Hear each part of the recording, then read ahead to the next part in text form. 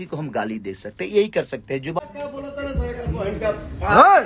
तो हम दो शब्द अच्छे बोल सकते हैं मुंह से, या किसी को हम गाली दे सकते हैं, यही कर सकते हैं। जुबान से यही हो सकता है, क्या जी बेटा दीदी? लेकिन जुबान से इंसान बड़ा नहीं होता है।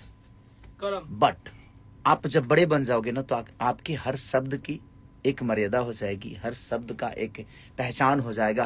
अभी से बस कुछ देर पहले खेसारी लाल यादव लाइव थे और लाइव के दौरान नागर पवन सिंह को बहुत बेहतरीन तरीके से समझाए हैं। कल के मैटर के बारे में तो सबको पता होगा, तो ज़्यादा बताने की डीप जाने की जरूरत नहीं है, क्योंकि पवन सिंह ने निर्भय प्रताप सिंह और दीपक फौजी को बहुत अच्छे से जवाब दिया।